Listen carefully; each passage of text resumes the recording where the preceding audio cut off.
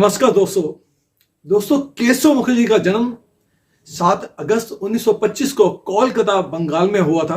उन्होंने पहली बार फिल्म मां और ममता में शराबी की भूमिका निभाकर सबका ध्यान खींचा था। यह फिल्म 1970 में रिलीज हुई थी।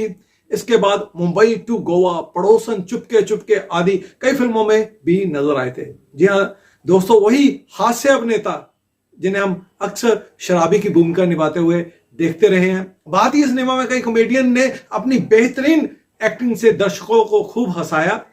इनमें कॉमेडियन केशव मुखर्जी भी थे, जो गुजरे जमाने की तकरीबन हर दूसरी फिल्म में नजर आकर दर्शकों को अपनी कॉमेडी से हंसाकर चले जाते थे और ऑडियंस भी उनसे बहुत खुश रहा करती थी। कैरियर में अपने 30 साल लंबे कैरियर में उन्होंने तकरीबन 90 से ज्यादा फिल्मों में काम किया, लेकिन दिलचस्प बात यह है कि इनमें से ज्यादा फिल्मों में वह केवल शराबी के रोल में ही दिखाई दिए। वैसे आपको बता दें कि केशव की एक्टिंग देखकर आपको भले ही लगेगा कि वह असल में शराब पिए हुए हैं। शराबी के किरदार में पॉपुलैरिटी बटोरने वाले केशव मुखर्जी असल जिंदगी में शराब तो पीते नहीं थे।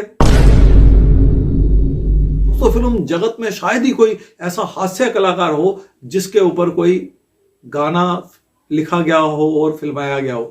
हे लल्ला झूमो जरा, झूमो नाचो जरा, शादी बनाने को कष्टों चला। हे लल्ला हे। जी हाँ दोस्तों, फिल्म चाचा भतीजा में केशव मुखर्जी के नाम पर गाना बनाया गया था। केशव मुखर्जी को हिंदी फिल्मों में लाने का श्रेय जाता है ऋषिकेश मुखर्जी को।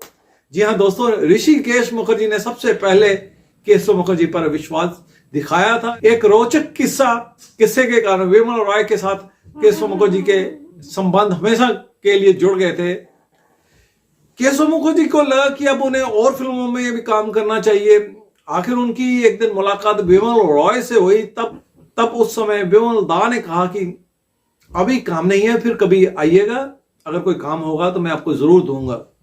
उस समय केशव को काम की बहुत ही जरूरत थी। आर्थिक तंगी चल रही थी। काम की इतनी ज्यादा जरूरत थी कि वह वहां से गए ही नहीं।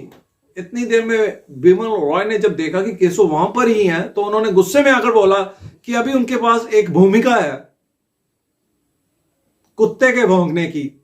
तो केशव मुखर्जी ने उसे सीरियसली ले लिया और बोले कि साहब आप एक मौका तो देकर देखिए। और फिर बड़े ही अदाकारी के ढंग से कुत्ते की आवाज में उन्होंने भौंकना शुरू कर दिया। विमल दा को लगा ही नहीं था कि कैसे उनकी इस बात को इतना सीरियसली ले जाया जा सकता है, क्योंकि उनके पास तो कोई ऐसा किरदार था ही नहीं। उन्होंने तो वैसे ही पीछा छुड़ाने के लिए केशव को गुस्से से बोल दिया था। लेकिन जब उन्होंने केशव के सादा और मासूम अंदाज को देखा तो वह केशव के हमेशा के लिए कायल हो गए थे। केशव मुखर्जी ऐसे हास्य कलाकार थे कि पर्दे पर आते ही बिना डायलॉग बोले ही लोग उन्हें देखकर हंसने लग पड़ते थे कि अब कोई ना कोई मजेदार सीन आने वाला है। दोस्तों, केशव मुखर्जी ने बड़े से बड़े दिग्गज कलाकारों के साथ काम किया। केशव मुखर्जी जैसे कलाकार बड़ी बड़ी फिल्मों में छोटे छोटे रोल अदा करके फिल्मों को हिट करवा दिया करते थे। खूबसूरत फिल्म में किरदार निभाने के लिए केशव मुखर्जी को फिल्म फेयर अवार्ड से सम्मानित किया गया था। यह विधि का विधान रहा कि केशव मुखर्जी को ना ही फिल्मी दुनिया से अंतिम विदाई मिली और ना ही मीडिया से वह विदाई मिली जिसके वह हकदार थे।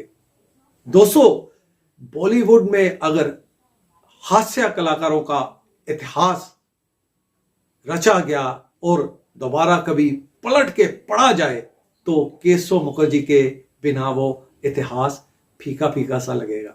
इस केशव मुखर्जी के फिल्मी दुनिया में दिए बेहतरीन योगदान के लिए हम उन्हें दिल से सलाम करते हैं।